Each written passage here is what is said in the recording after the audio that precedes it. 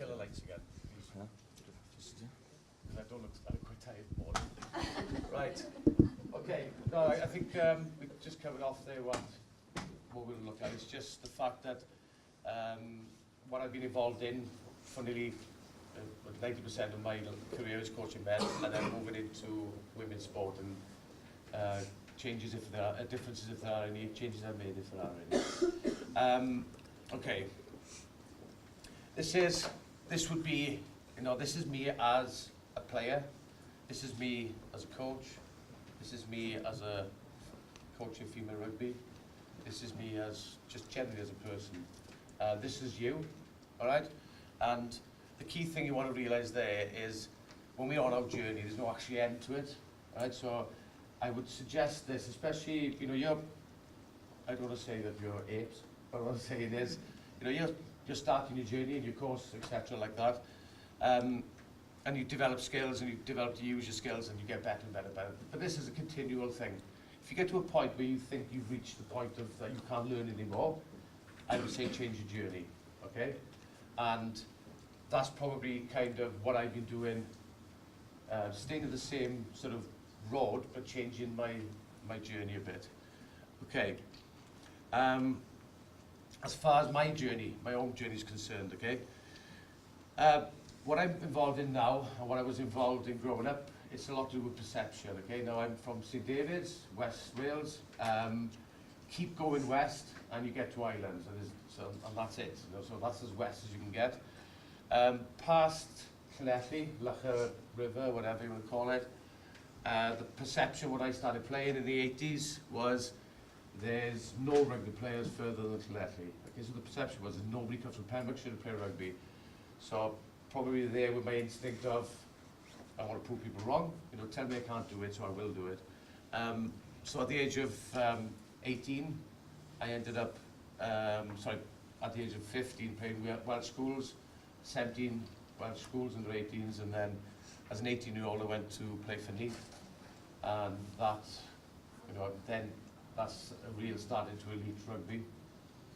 And I'm 53 now, so my journey so far in elite sport has been 35 years.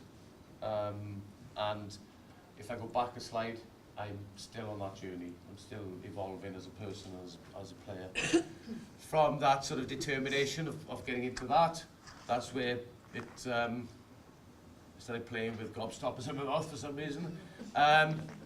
Then I got my opportunity to play for Wales. All right, so that was sort of something that as a kid I just dreamt of being able to do, to be able to actually do it. My next stage there, becoming a coach. I've been coaching for 18 years. 15 of them would be in men's, and the last 3 years would be in women's sport. My journey there, I've head coached in the English Premiership, I've head coached in the Pro 12. I've coached out obviously with Ironi in Italy. I was out in Italy for 4 years. People say, what did you gain from that experience? I would say probably about 15 kilograms, and that's about it. But no, I learned a language. I learned a new language. Parlo un po' Italiano. Any Italians, yeah? Oh, that was perfect what I just said. So you can't question it. And then in my coaching journey then, got my opportunity with the Welsh senior men's when Gareth Jenkins was coach. Then I moved on, evolved then. This is now into now. And I say evolved into Welsh women's setup, Welsh women coaching. And as you alluded to earlier, I'm now obviously the senior Welsh coach, and I'll give you a bit more of a background story around what I'm trying to tell you around Caris, my daughter. So I've got a balance here, my professional behaviour as a coach, but also I've probably lost some of this over the years, been able to join in the fun as far as being a dad to a very good international rugby player. Okay. Right, so this is now looking at from where I was, what I've done, what the journey has gone from for me now as a coach, going from men's rugby to women's rugby. So this is where probably I got to, or this is where I was. coaching good sides with Saturday mentality, train, Saturday mentality. Everything was short term, short term, short term. Professional coaches around me, obviously professional as in behavioural partners, but also money. So everything was all, it's at the moment, the now, okay? So the last 3 years, I'm now in this. And to be fair, I think over the last 3 years, that goldfish could be a bit bigger than that. But now I've gone into a new experience, new part of my journey, which is a lot more development. I'm not in that,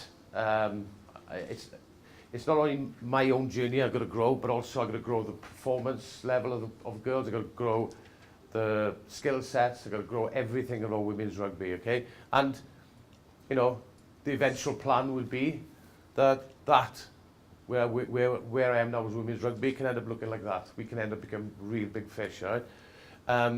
Where we are, we're probably second tier international rugby, women's rugby. You look at your France's and England's and New Zealand's and Canada's, that's your top tier.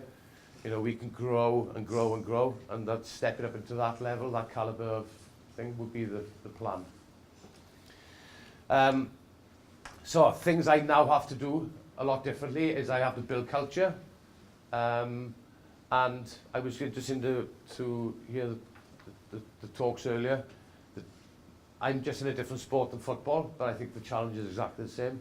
We need to build our culture, build our confidence, build our skill set, build everything that from a level up to make sure that the whole thing moves forward. I've got some real elite rugby players, okay, and I'll talk a bit more about maybe the range of what we work in, but I got some more elite, real good elite rugby players, but they have to be managed as well. I have to push it. I can't hold people back to bring people through. I've got to manage that, and I've got to manage that, and I've got to move everything forward, and that's a good challenge as well. Somebody you might recognise for the Colin Cumberland girls, Gareth Wyatt is with us now as a coach.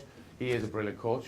He is brilliant. He's got that experience. But outside our national setup, we've got to really build coaches in our environment as well. And I was up here and talking a new course, the coaching courses you're doing here. So now going from that becomes a very, very big pond that we're in, and we've got to keep building on this, okay?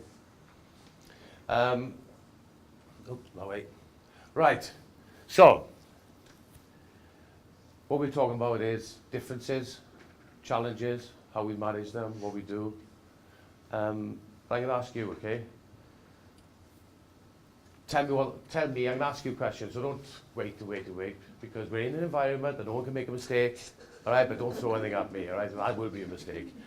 But I want you to look at that. Just you tell me, what is the difference? What is the difference? Come on, list me some differences in that. Physical strength. Sorry? Physical strength. Physical strength, yeah. Anything else? Size. Yeah, size.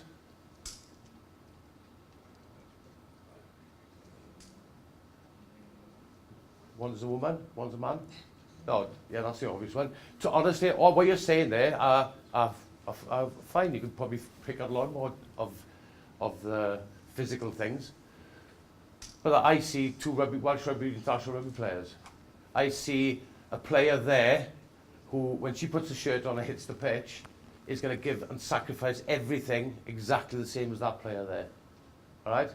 In the women's game, she is strong, she is fit, she is physical.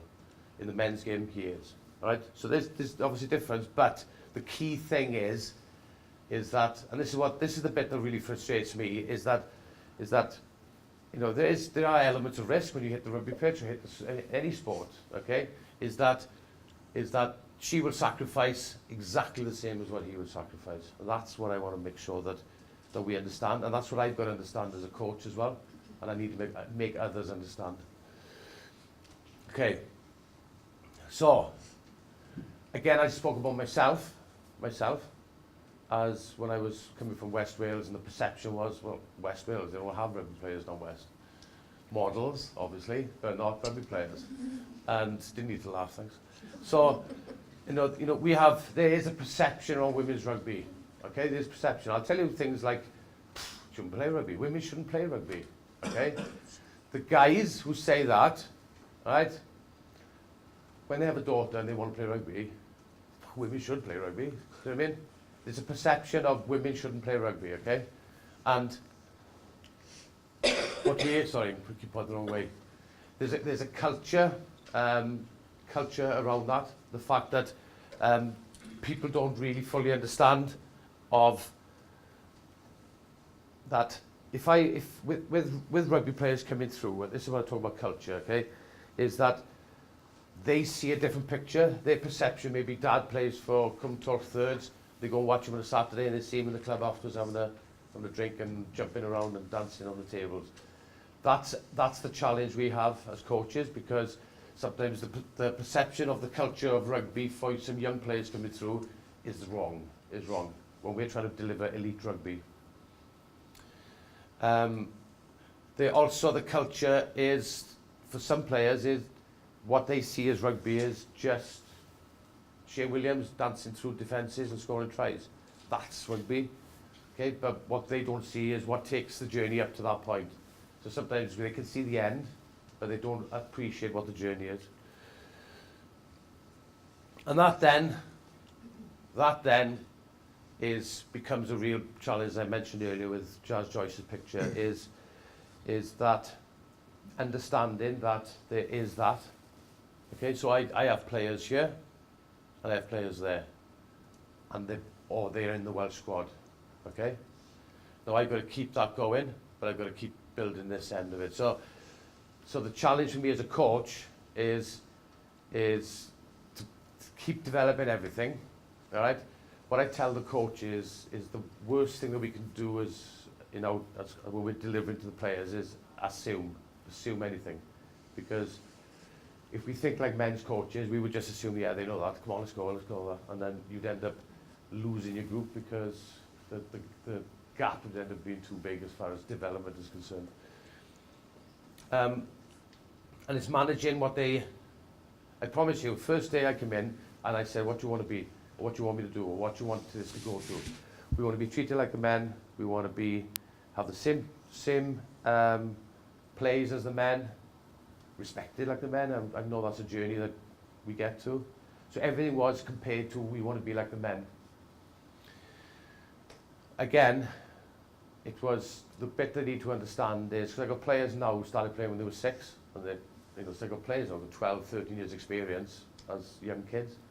They're coming through when they're 18, 19, and I got some who probably picked up the ball, who come from different sports. So we talked about Rebecca Rowe, ex-rower, who are incredible athletes, but they've come across to the sport.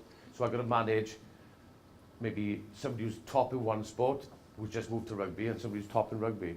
So they're both elite sports people, but we've got to manage them to build up the skill sets and continue building the one that we know.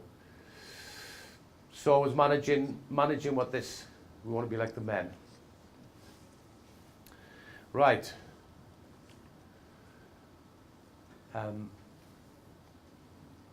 We want to be like the men, right? Yeah, it's not fair. They get this, they get that, they get paid, they get all the coverage on the TV. They fill the stadium out, so that's what gives them the right to have a lot more privileges at the moment. So we've got to build something that fills the stadium out. Then we can really push things. But one thing we have to realise, and I'm not a scientist, whatever, but there are differences. We do have, males and females do have differences, and as coaches, we need to understand that as well. And a lot of it is sort of around the emotion.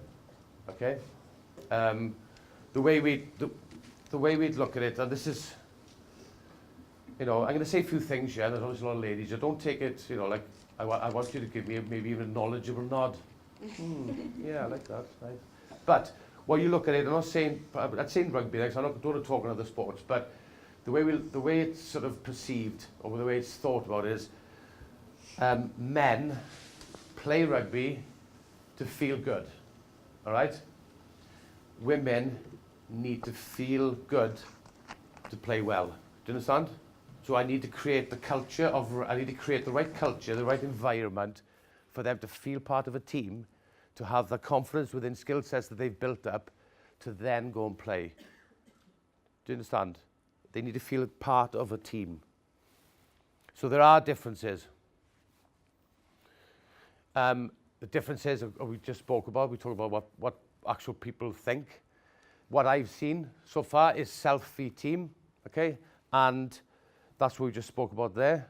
There is a different mindset around the emotion of it. Again, get two guys out here, captain, pull all your squad, but then say, right, you pick one, they go like that, best player, next best player. What we see, women's rugby, or women's rugby, I'll talk about just women's rugby, captain, and they'll go best friend. It's just that slightly different. We have more of a less emotion about team or winning, and more emotion about your friend and how you're perceived. So we've got to manage that as coaches. I have a lot of as a coach, you have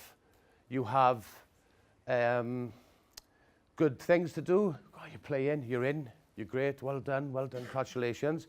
And the other side, which is probably the one you earn your respect on, maybe not at the time, but maybe down the line, is when you tell people they're not selected. And I've had a lot of players on the non-selected side of things say, we're more worried about what other people will think, rather than, oh my God, what have I got to do to get in the team? So I've got to manage a sort of slightly different emotion of just general emotion from what I haven't been used to before in rugby, okay? In men's rugby. What we always, I did start saying earlier, what we always tell the coaches is this: they just don't know, So, like if I'm going to teach you to ride a bike, the time they took the stabilizers off, yeah, the moment, you're probably in a park, yeah, in the park or in the garden, right? They didn't go to the side of the motorway, take the stabilizer off, go on, enjoy it. So you've got to create an environment that we can actually take the stabilizer off and let them go, but it's got to be safe, okay? Where we are now, it is, do you understand what I'm saying, okay? We can't, where they want to be treated like the guys, then, yeah, okay, if you want to do that, let's go to the motorway and then there's going to be trouble, right? So we've got to build this sensibly, not leave people behind, take them all on the journey, keep pushing the top, keep dragging, keep pulling up the bottom as well. And I'll keep the emotion and the expectation in the right place. The use of language. Now, the first thing is thinking, oh, you mean swearing? No. It's just that, I've just having a look at this we were having a chat about this earlier, is that, again, I cannot assume as a coach that when I've talked to, I've been a player and then a coach for X amount of years, we pick up a natural rugby language. I can never, if I start assuming that you pick up everything I say, then I will leave you behind. I've got to be careful because you're learning stuff. If you're on your first day of school, if a teacher says 1 and 1 equals 3, you're going to go, 1 and 1 equals 3. Yeah, teacher just told me. So it's got to be that. Do you know what I'm saying? So I've got to be careful how I pass on my information, because if I either skim over things too quickly, they won't get it. If I get overcomplicated, they won't get it. If I dumb it too far down, they won't respect it. So I've got to be very, very careful to get the right message across in the right way, but never assume that they got it. I need to, if you're all, I'm telling you the truth, right? It's easy for me as a coach because I get to stand in the front, and everything you do here now, even the ones who are still awake, I just know if you're engaged with me or not. I can tell if you were thinking, are we having another pee break? They promised us 8 pee breaks, but are we having another one soon? I can just tell where you are in your minds. I get that feeling. But guys will, I can go like that. I can put up Pythagoras' theorem there, and I'll go like that. Do you get it? Other guys go, yep, yes, got it. And they will convince you. Girls are a little bit more honest for me, and which I like. If you don't know, I know you will ask. But I've got to make sure that I give you the right environment so that you can put your hand up if you're confident to ask. There's never mistakes. You can never make a mistake. This is the another area that I found different as a transition is self-awareness. I'll give you an example of what I'm trying to say. And I played Welsh Rugby League, and they loosened up, probably looking at talking about the grandparent qualification earlier. They loosened up the qualification for Welsh Rugby League, grandparentage. So if you had a grandparent who was Welsh, you could play. And it meant that there was 2 props, Kelvin Skerritt, Cowie. These are top international rugby players, could play for Wales. And what that meant was, I'm Welsh, siarad Cymraeg, all that. That meant that people who maybe I felt they weren't Welsh, but they qualified, so they did, stepped in, and I had to go, no, I get it. I did. I said, no, I get it. They are better players. I can actually sort of accept the fact I had an awareness of where I was, how good I was, what I needed to do, what I couldn't do, what I could do. There's because it tied into the kind of don't want to let people down, or my emotion is around more myself and what other people will think. Then this is something that I need to keep working on. And this is where we are now with our group, is probably getting more self-awareness of understanding where you are. So when I've got one player who's at the top end of the evolution, and one player who's near the bottom end but just coming up slowly, and with selections made, and she gets selected and she doesn't, I've got to deal with the emotion around there because they don't understand that actually she is better than me. Does that make point? Does that make sense, yeah? Cool. Right. And this is now, okay, talking about the bridging the confidence gap, okay? Male, all right? So at the end of the day, they're up there, okay? You see a lot with the men. As I said, they'll nod, they'll give it the old, yeah, I got it. Maybe they don't, all right? So when they're up, they're confident, they'll be in your face, they'll chest out, like in, yep, got it nailed. They haven't. And they walk on a tightrope, so it's quite brittle, but they'll try and convince you they have. We are here, all right? And I'll tell you why we're here, because now we're going to build up confidence, we're going to build up skill sets, we're going to build up understanding, we're going to build up awareness, we're going to build up managing emotion. And, we're there, we're on it, but this is what we're going to do. We're going to pull that up there. It's still going to be rocky, but we've got to do everything we can as coaches around Welsh women's rugby, Welsh sport, to put that female player up there. And what that does, it creates role models. We are creating role models now, but we just, that's the effect of it. What we need to do is to continue focus on the individual, to build all those elements, building blocks, and then put them up there so they get the opportunity to stand on the same level. Still a journey, but then, and this is happening now with the girls, right? And that would be me. Okay, so I'm just trying to give you there my journey as an individual, as a coach, how that's transferred, from coaching so many times into women's rugby. If I was going to give you one last thing I would say, right? I have changed, and I've had to change my coaching style, coaching methods to coach women's rugby, okay? I'll tell you one thing, it's the best job I've ever done. It's the best job, okay? The rewards are brilliant, and the rewards are, I could read you a message that I got from one of the girls. There were 2 girls came down to train last night. They got caught up in remember there was a big accident on the Merthyr Road, if anybody knows. 2 of them ended up in hospital, Prince Charles. So myself and the team manager, we were there till 4 this morning. Got back, right? Not to tell you, what a martyr. It's not about that. But you do things because you do things. You do things because you give. You want the best. You want them to feel best they can feel. So you sacrifice everything you have for them. But the only thing that makes it worthwhile, I get a message back this morning. Thanks a lot. Really, really appreciate it. Didn't have to do it. So, we looked at the football video earlier, and that's exactly the same. So you get your reward. I don't need, if they go and win the World Cup, I'm going to be landed. But those are the things that make a difference to me, right? What I'm saying then, going back to what I started saying, is that I had to change my coaching style to adapt to women's rugby. if I went now to men's rugby, this is the style now I would take. Okay, I would not change again. All right, after going to Italy, which was the toughest coaching gig I've ever done, because they don't want any accountability, they don't want any responsibility. So if you don't want those two things, then best thing is to do nothing. And we had to change the mindset. I came back from Italy and I thought, I nailed it. I can coach anything now.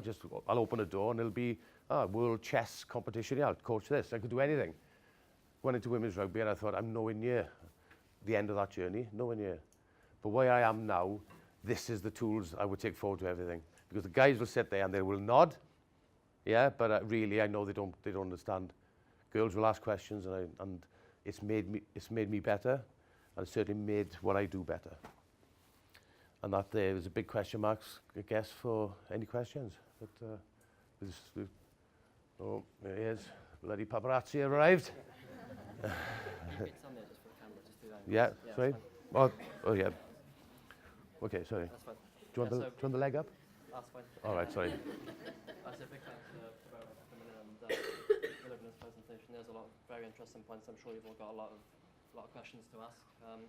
We'll follow the same format as we did with Helen and Jane, where I'll ask a few questions of my own, and then we'll hand over to the audience and any other members to ask questions. Just before I start, remind you to use the hashtag on Twitter, WASConf, so WASConf. Just if you're tweeting about it, to use that. It'll help to share it and raise awareness. So I'll start off with a few questions on my own. So the first one I'll ask is, what has your main learning point been since moving over to the women's game? I think the key one is not to assume anything. You know, it's just sort of, and not to assume that everybody understands everything. It's to be able to make sure that everything's clear. So I'm clearer now with my coaching. Everything's a lot simpler, but it would be the template I would take forward. So that would be it. Just a lot more clarity. Yeah. And what would your main message be to a male coach who is considering moving over to the women's game? Get better than what you are at the moment. You know, improve your. You know, I wouldn't. You know, like if you look at honestly, general perception would be. And I get it. Like, coach, coach, you know, that's the kind of perception we have. I'm telling you now, if anybody is an aspiring coach, go into women's rugby. All right. A, you'll find out more by yourself as a coach, and B, if you hit the right level of where you want to be, you won't want to go back. All right. You actually, you know, your teachers go home at night because they really, really feel proud of what they've achieved. I get that feeling every day, and I'm teaching people maybe just to catch the ball off the body, to be able to pass, pass properly, to be able to just tackle everything. So all the appreciation of the detail. So I would say if there's any young aspiring coaches, yeah, don't look at women's rugby as like a step down. Look at it as an opportunity to step up. Okay, so those are my questions, and we'll hand over to the audience now for you to pose any of your questions. So do we have a volunteer to go first? Sorry, that must be half a question. If it's a full question. All the way up. Right, full question. In regards to the media coverage you said about the men's team pack out the Millennium Series, and that's why they get the coverage. As aspiring sports journalists, what can people like ourselves do to build the profile of women's rugby players? Like, how would you want women's rugby players to be portrayed? Yeah, I don't know if you picked up on that, but it's sort of what the journalism can do to help us to heighten the profile of women's rugby. I'll give you, this is what we played in the World Cup, right? And go back, you mentioned earlier, 2017 or 16, whatever it was, but 17. Anyway, it was about, you know, we had a tough pool, New Zealand, Canada, Hong Kong was all right? It was a tough pool, right? But we managed to get somewhere in the end and we got there, right? This is the difference, right? We played New Zealand. It was a tough game, and we did really well. But in the end, it was like 47-7. And it's like, you know, and this is our journalists, our Welsh journalists going, Wales embarrassed by New Zealand power, or Wales dominated, overwhelmed. It's all like, and it's like, I actually spoke to him because he was out there, right? So I actually said, look, where are you from, man? He's Wales. So I'm asking you to make it sound as if Wales were unlucky, but sound more positive. Give us, you know, make people want to watch and say, you know, brave effort or something similar like that, you know. And so, if you're either gonna join in or you're not. Do you mean? So if you want to be a journalist that, you know, just sort of goes away, which really I'm not on social media either, right? With my skin isn't thick enough, but if you if you want to be that type of guy, just disappear and try and knock everything, then yeah, fair enough. Just go and hide in a corner and do that. But if you want to join in something, just we're not asking you to write rubbish just for the sake of it, but be a bit more constructive. One word from a journalist can undo a year or two of work. One word from a journalist can reinforce and really accelerate what I'm trying to do. That's what I would say, what you can do to help, personally. Do you think you have the tools as well, perhaps, to like make these female players like household names? So do you think they have the tools, needed training in that? Do you think there needs to be more done, perhaps, to help raise the profile of female players? Yeah, I think, Jane was talking earlier, okay? I think I jumped on the bandwagon. I bet we all did. You know, when they were going through the World Cup qualification or whatever it was, and I was on that bandwagon. I was watching it and watching the game up in Newport, and they lost to 2-0 to England or whatever that last deciding. And I'm not a football fan. Don't hate football, but I got on it. I got on that journey, right? And probably up until the later rounds, probably nobody was watching it or nobody knew about it, and then an interest came. So our job would be to build something that people want to support, build something that looks good, what's perceived to be good. And I think then that we all join in the party then, but we've got to build something that's successful, because what the world's football did was create something that was winning, that everybody jumped on, because as a nation, we know we are, we're kind of underdogs in most things, and when we start winning, the whole nation gets behind them. When we lost to Portugal in the men's, yeah, okay, it was, but that was just lost in the semis, was it? Yeah. Lost in the semis. I don't think any team in the world would celebrate like that for losing the semis. No, but it was brilliant, wasn't it? It's a massive, bloody, in the Cardiff City Stadium, and Mannix and everything. I mean, so I think we've got our job to do, create success, make it look better. But I think people will support it. And just in regards, was there ever like a moment that kicked you into women's rugby really? So having been involved in the men's stuff, was there anyone like an inspirational figure that said you should go into this, or was it off your own back? No, look, I think obviously we talked. I go at one point and make about my daughter, which is about a bit around the thinking. I'll just make a point after, but obviously my daughter plays, and there was an opportunity coming up. I'd watched international women's rugby for so long. I'd watched, obviously she was playing and watching regional rugby. So I had an idea, and I was like probably that guy going, oh my God, I could win a Grand Slam. You just think that I could just do this, this and this. It wasn't as easy as I thought, but it still isn't. But it's just that a parent probably watching a daughter who can coach or is involved in coaching, I just felt that the opportunity came up and I applied for it. So Caris was obviously influential by, letting me know what was going on, that type of thing. But I landed. I'm really happy that I had the chance. Do you think you'd be a trailblazer now, perhaps, for more male ex-pros to go into the women's coaching game as well? Well, look, I guess with my coaching and playing background, it's probably quite a high profile. But if that does happen, that's great. Really good. But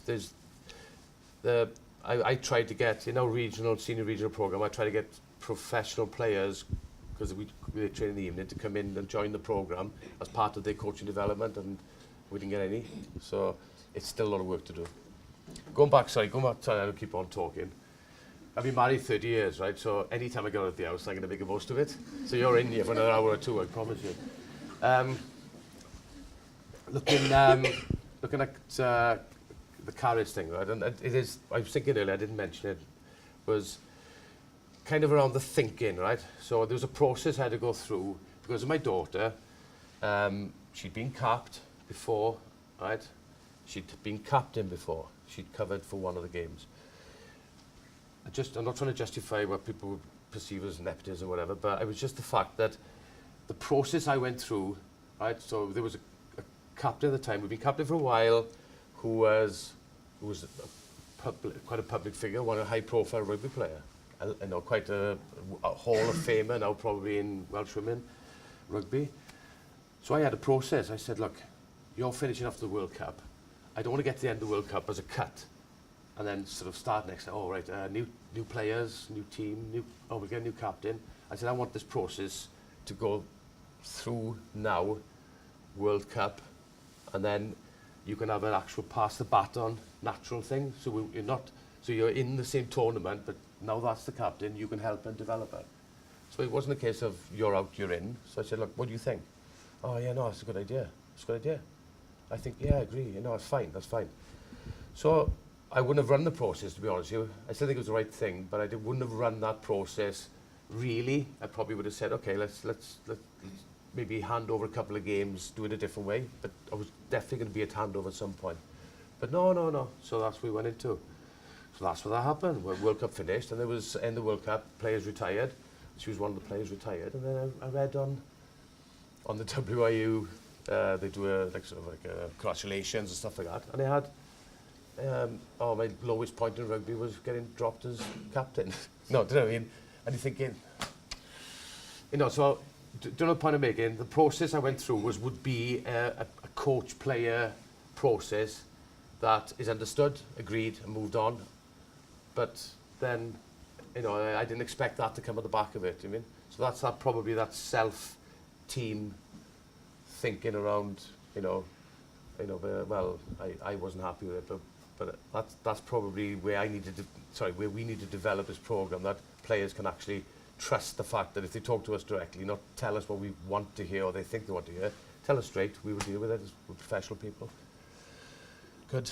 In terms of grassroots as well, since your appointment, do you think more has been done since 2016 to encourage more females to get involved? There is more females. The participation side of a lot more clusters and stuff like that. Any rugby players, yeah? No, sorry. Female ones? Me. Any change of ideas? Is that something you're considering now? Look, I don't know. I think there's definitely been a lot more, but I think there's a bit more. A lot of things lately. I don't want to just talk about rugby, but I think women's sport is been, quite rightly so, as we know. And so I think, with rugby, there's certainly a lot more players playing it. We're certainly getting a lot more young talent coming through. Quality. Do you have any more questions, I suppose?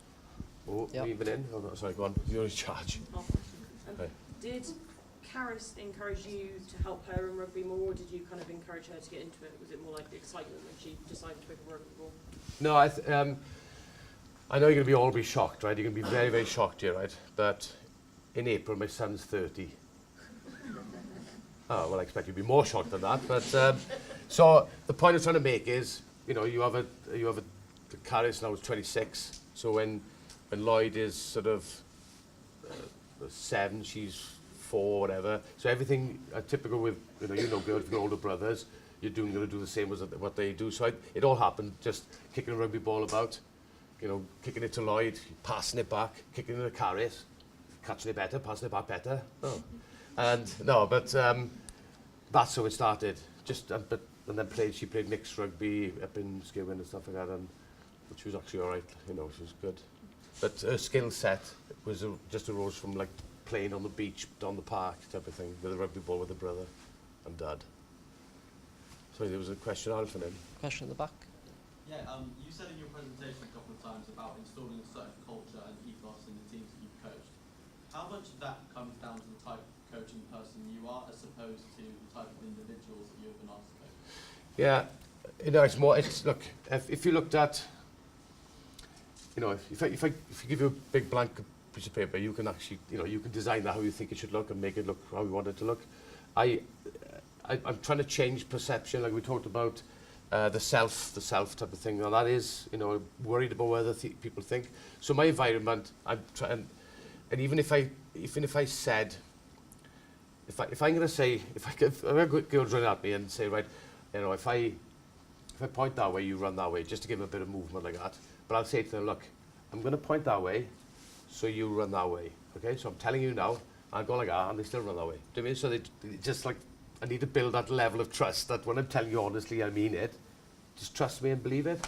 So I give them an environment that you can't make a mistake. You can't make a mistake, right? Because if somebody puts a hand up and ask like, say, let's see, I don't call it a dull question, but ask something basic question, right? And some will like look. I guarantee most of the room is going, oh, but what is it? You know, they all want to know. You know what I mean? It's not because that person's at the bottom put their hand up. So I'm trying to create an environment that they can't make mistakes, so that they don't think that if I make a mistake they're going to laugh at me, which then goes down to that self thing. So I'm more conscious of what they think of me than what we are you know. So that is definitely slowly. You know, we've got meetings now where a player might just kind of call another one out. Nothing, not kill them, just touch, sort of like, yeah, maybe you could have done that better. And that still feels a bit difficult, do you mean? So we are really at the early stages. But, you know, it's just that awareness that we're trying to create a safe environment for development. That's the key. Sorry. Who's your own personal coach mentor? Someone that you've got that, because you've adapted quite a lot as a coach yourself. Have you got someone that you look up to? Well, as far as coach is concerned, okay, with rugby, I've got Gordon Richards starting me when I was 10 years old. So I picked, you know, like, so I got a little bit of that Gordon. Then I go up to Ron Waldron, who was the Screaming Skull in Neath, was like so autocratic, right? It was unbelievable, right? That's it, whatever you saw. So you get a bit of that. And so my journey really is just picking out what learning from good and bad. Lynn Jones, honestly, you'd be buckled on the floor. He's the funniest guy. He's a brilliant coach, so funny. Worked with Sean Hawley, who was quite sort of detailed. So you think, well, that's I like that. I like that as well. Do you mean? So I didn't have a particular mentor. I think it was the journey is, and it's still going on now. I'm Gareth Wyatt. I learn from him. I tell him. Hugh Gustafsson, the forwards coach. I learn from him now. Just the way he talks to people, and you know. So I've never been. We're not in. I don't know if the union do that much of that, of mentoring as a person to take you forward. I think you kind of, whether it's right or wrong, I don't know, but you just sort of, your mentoring is done from your own experiences and learning from positive and non-positive. Not good or bad, non-positive. Rachel Taylor becoming the first female to coach the men's rugby side. It was last season, season 4. Do you believe there should be more female involved in the men's game? Do you know what? I think there should be more good coaches involved. That's all. You know, she's a good coach. And if you can get better quality coaches, the rest of it doesn't make a difference. I rather just being flippant with that. I know what you're saying. It is perceived as. But I think this now will. You talk to the Colwyn Bay players, and they're like, they actually feel. You can tell. You know, they've been interviewed and stuff like that. They feel as if they're getting better. They've been coached and learning things. That's all you want. You know.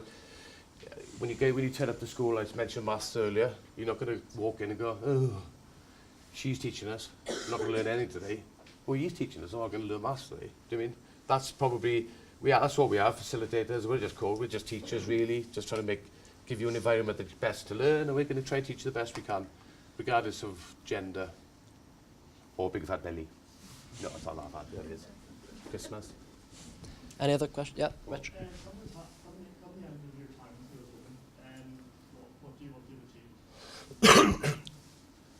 When I come to my retirement, Yeah. I'm not going to retire. Or the end of your time with Wales? Oh, sorry, my time with Wales. Yeah. I am, you know, I think I'm learning so much in my next few steps that I'm not that far. It's probably gonna, you know, that normally is when something comes from behind you, didn't see it come in. We've taken a program and we're trying to turn it into an elite performance program. We've changed a lot of things. We're trying to change people, which is the hardest thing, to get them to understand that you are respected as a rugby player, you are respected as an international rugby player. So if I could change people's perception, I'd be happy with that. You know what I mean? But I'm not going to turn around and say, oh, we'll win the World Cup in 2021 or win the World Cup in 2025. Those are just the results, which are great, but you want to change the world, don't you? Any more questions? Is that all? Come on, guys. I can tell there's a question coming because you've been like that all the time. I'm tapping that foot. Oh my God. I've got a question. Okay. Did you think about taking the easy option with your daughter and naming her captain, especially based on, how you say now, females always think Yeah. what somebody else is thinking, and obviously Yeah. Caris would think, Yeah. am I only captain because my dad's married? Yeah. Oh no. Look, I was lucky. They're lucky in a way that there was one. She'd captained before. But only the one game in Scotland. So the comfort break. No. So yeah, look, all those things. I mean, like, if you took the dad-daughter thing out of it, she would be captain. Do you mean? Regardless of it, it's just the fact that she's my daughter. It makes it like, oh, it makes it good press. It makes it good. It's only because she's a top quality player.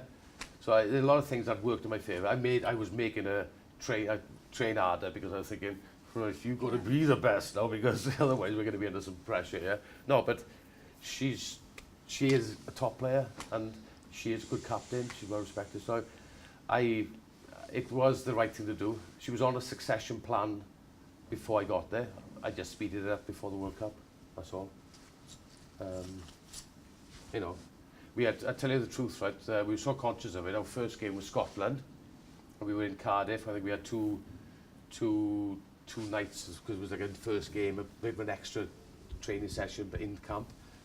And until it came to the shirt presentation, I hadn't spoken to her. We hadn't spoken to each other. They'd walk in the corridor like that, father and daughter, you know, like, she's like 24 at the time, and I'm 51, like that, I guess. You know, because you think, you know, if you go, hey, all right, oh, things, come here, people are going to go, oh, there it is. So we were so over the top the other way. We had like that. Yeah. No, like, so yeah, it was something, but I've got to, as a coach, say, right, never assume that they know everything or know what I'm talking about. I've got to be clear. Then I just want to go like that. No, that's my best player. That's my best captain. You know, and it was sort of, if I took the emotion out of it, it was still going to be the same decision. Yeah, I was still going to stick about it. And people don't realise that my wife's been playing on the wing for the last 3 years. Which is taken. Sorry. I work for the FEW, so in terms of grassroots games. So again, what you just talked about is awareness, perception. That story for me is a massive positive in sport. You know, for the grassroots coaches out there, a lot of them are dads coaching their children. Yeah. So I see that in completely, it should be profiled more. Yeah. There's a really good story. So No, I'm not sure if it has been, but No, for people out there, especially grassroots, a lot of that is happening. No, So, no, you're right. No, I don't know what. And we could take rugby and we take soccer out of it. Welsh women's sport. That's what we're talking about. In all of us, and there's different disciplines, different sports. Yeah. But I would say that again. I wrote it down. I was going to. There's a and I know because I've been there. It's I call it dads. I call it, right, which is the daughter or daddies and daughter syndrome, right? Which is me as a coach saying, look, that's not good enough, right? You need to lower your body like this, and you need to, you need to step your shoulder in and make the hit. Oh, I know, and especially in the early days, it's like, oh, that's like a row. You know, I'm passing on information, but that's like a row. Go home, Dad would say, what the hell is he talking about? Are you doing all right? Do you know what I mean? That's another part of what I've got to try and push past is that whatever I say at some point never going to be as having such a big impact as what Dad says. Because you speak to Shane Williams and say, who's your rugby hero? And he'll say either some coach who coached him in Ammanford or Brian Thomas, who's the team manager at Neath. But if you say to him, who's your rugby hero? I'll be saying my dad. And so the difference there is the fact that I can always be trumped. Whatever I say can be trumped by Dad. And the reason I tell you that is because I did it myself. And that's why I know. So I'm not standing here looking back, guessing. I've done it myself. I've tried to trump a coach. Technically running him down in a car. No, it wasn't. No, that wasn't. No, I've tried to influence. influence, say to me, no, he doesn't know what he's talking about, and that's unfair, and that's wrong. And I've done it, and I've only did it once, and I've realised that that's unfair. But I know that happens all the time. Yeah? I'm the best player in the world. I'm like, oh, you can be. Who told you that? My dad did. Okay. I'm not going to disagree. And I think there's players I got who could be the best in the world. I got some who are. But let me manage the process. Support me what I'm doing. Don't try and out-trump me all the time. I want to say trump as in cards, not windy pops. Okay. Oh, Is that all? Any more questions to finish off? wake him up in there. Morning. I know. Okay, that's brilliant. My thanks once again to Rowland. Fantastic contribution. Thanks to everyone who asked questions. And I'll now hand over to Dylan, who will introduce our next guest. Thank you very much.